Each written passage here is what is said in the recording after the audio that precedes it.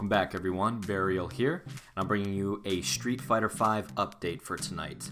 I figured I'd put some images together, and I'm going to present you with Street Fighter V's almost all colors and costumes. Now I say almost all, mainly because not all of them have been leaked during beta rollouts, all that stuff.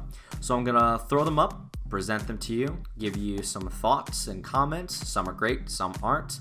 But sit back, relax, take a look, and let's see which ones you like and which ones you don't. So first off, we have Birdie. Not too much character design changes from his alpha appearances, but nonetheless, he's still big, brutal, and his mohawk is crazy in some of these alternate colors. I'm liking that a lot. Now, unfortunately, the same can't be said for his alternate. I feel like it's a really cheap Bison knockoff with the shoulder pads and the shin guards. Also, you can see that his hair is pretty much yellow in most of these costumes. I just don't like the way it looks. It's kind of stupid. And speaking of Bison, his default costume looks fantastic this time around. I'm really happy they brought back that trench coat bottom of his, and some of these colors are really vibrant, especially that purple, blue, and that light blue. I'm really liking the palette that they gave him this time around. However, I'm still on the fence when it comes to Bison's pre-order costume. In the first of 4, if you pre-order from Amazon.com, you get Bison's Dictator or Battle uniform. A little more poignant when it comes to the apparent shoulder blades being gold this time, with one having a skull. And if you look really closely, you can actually see a goatee on him. The jacket colors look pretty sharp, a lot more dark colors to choose from this time around.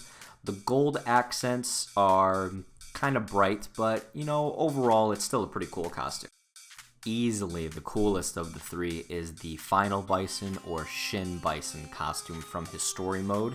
This is a throwback to the ultimate form Bison could take in the Alpha series. Overall, I just think this one's really badass without the hat. Shows off that white hair he's got. This one just looks much more menacing and demonic than the others, but I still like the fact that we can choose from the trench coat. Easily the best of the 3 in my opinion. Next up we have Cammy's defaults. The standard iconic look she's always had is back, minus the camouflage on her legs and a couple more belt buckles on her torso. Not much different, but if it ain't broke, don't fix it, right? And her story mode costume is an interesting design choice there with that military jacket and no pants, but it is Cammy, so she's got to show some leg, right? Do like the difference in the colors of the jacket, and the gloves are a little bit different, but pretty standard costume.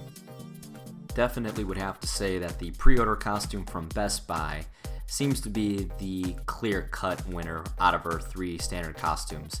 I like the boots and the fact that her hair isn't in braids this time, and the goggles are a nice touch, but this one's a really cool costume. I do like it a lot. Of course, we can't have a Street Fighter game without Chun-Li, now can we? No changes whatsoever in the standard costume design, but of course with the new graphics overhaul, it definitely looks a lot better. If you happen to be a fan of Chun-Li and Street Fighter's extended story mode, this is the costume for you. Here's Chun-Li's police uniform. Now, despite the first costume color being an actual police uniform color scheme, the rest of them are a little bit silly, but, you know, the bright pants kind of show off Chun-Li's figure a little bit.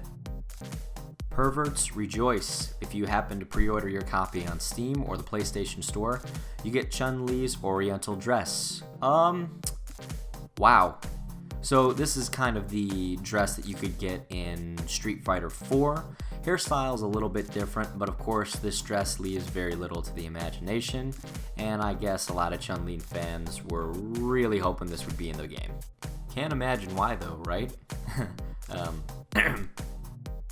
I'd have to say that fans of Dhalsim would be very, very pleased with this redesign.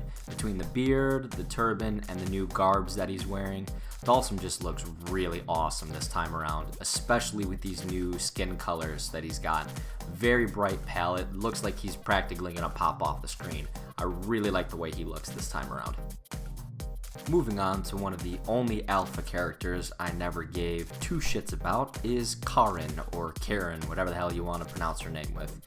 Not much different in her overall design, just multiple dress colors to choose from. I've never really understood why people like Karin, but hopefully her playstyle this time around is fun. Hey, look at that, another dress. Good job, Capcom. This one's clearly much different than the last one beforehand. Overall, not much different, although these dress colors are a little bit brighter. If I do play as Karin this time around, I'll probably use her story mode costume. Moving on to my main man, Ken, Mr. Masters if you're nasty. To the Ken haters, this is also known as Blonde Ryu. Overall, this is straight up Street Fighter Alpha 3's Ken design. He's got the long hair and the ponytail, and the gi colors are pretty standard, but it looks pretty good this time around. I could not be more thrilled about Ken's redesign for his default costume this time around. They differentiated him enough just a little bit from Ryu's standard gi, so it doesn't look like he's a clone. I'm a fan of the gi top being around the waist, and the new hair is not too bad. Let's go ahead and avoid the eyebrows, because that's just a joke in itself, but I love the different colors. The purple and the middle one at the top with the blue accents are really, really awesome. Up next, we got Street Fighter V newcomer Laura Matsuda, the older sister of Sean from Third Strike.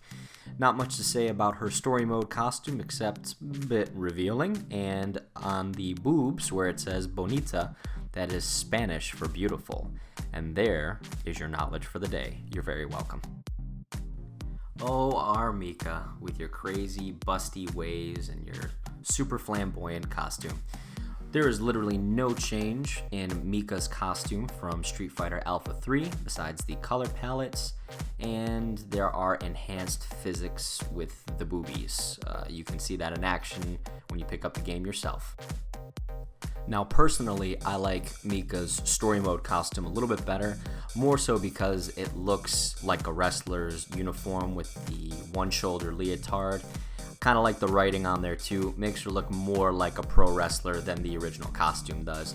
Plus the colors on it kind of pop off the screen, kind of like Dhalsim in my opinion, so this one definitely looks a little bit better than her original. And for those of you who are interested, here is Mika's partner Nadeshiko, who has a couple of variations in colors, but it's nothing really amazing. Arguably my favorite addition as a returning cast member is Mr. Charlie Nash. Now this is a story mode costume, so this is before he gets all Frankensteinified, and you got a lot more variation in the vest colors and pants, so it's definitely going to be cool seeing how he became the way he is at the end of Street Fighter V story mode. I'm a little bummed with Charlie's default costume, only because the Frankenstein skin doesn't change too much color alongside with the different palettes, and there's just not much variation when it comes to his different colors, but he still looks awesome from a character design standpoint. Another newcomer to Street Fighter V is Necalli, otherwise known as Blanca 2.0. Not much variation in terms of his standard character model, but when he pops V-trigger is really when the colors start to shine. And bam, there you go. Little known fact, Akira Toriyama has no idea that Capcom has used Goku's Super Saiyan 3 hair for most of these alternate colors, but with the neon palettes, these colors are almost the brightest things I have seen in the game. So Necalli, from a character standpoint, looks pretty awesome with these hairstyles. Now, if you remember playing the critically acclaimed Street Fighter Cross Tekken, still hurts when you think about it, doesn't it? This alternate costume for Necalli's story mode kind of looks like the skin that Ogre had. It's very stonish, very Aztecian. It looks pretty cool, but again, with the V-trigger release, the hair makes it stand out. Once again, the colors aren't very different from the default costume, but the orange one in the bottom left particularly looks like it was inspired by Blanca's character design. So I thought that was kind of a nice little Easter egg, if it even is one. But the story mode costume for Necalli's not too bad. What I like about newcomer Rashid is the way he animates, not so much his costume, which is okay. I do like the different choices of color. I just think the costume is very plain.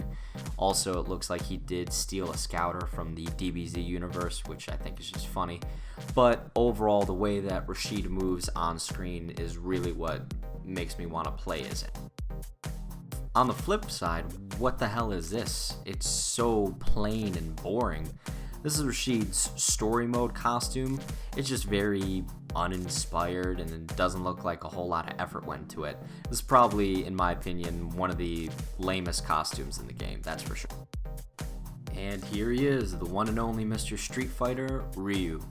Overall, gi choices this time around are pretty brightly colored. I like some of the throwbacks to the Street Fighter 2 Turbo colors, but not much has changed, although his face looks a hell of a lot better than the abysmal face he had in Street Fighter 4. Not to be outdone with Ken's Alpha 3 appearance, the story mode costume for Ryu is Ryu's Alpha 3 costume. So, again, a little bit more base colors, not as bright except for the turquoise one, but you can tell that the hair is longer and he does have a younger looking face. And you might want to open a window for this one because it's about to get steamy in here. This has been infamously dubbed as the Hot Guy Ryu skin, which is your pre-order skin from GameStop. Overall, the one huge change that they've made to his character model with this one is the addition of the beard, because this is 2016 after all. No more standard gloves, instead he has some fist wraps, and of course he is shirtless, hence the Hot Guy title. So before we get any more flustered, let's move on to the next character, shall we? And everyone's flamboyant, yodeling Spanish fencer is back.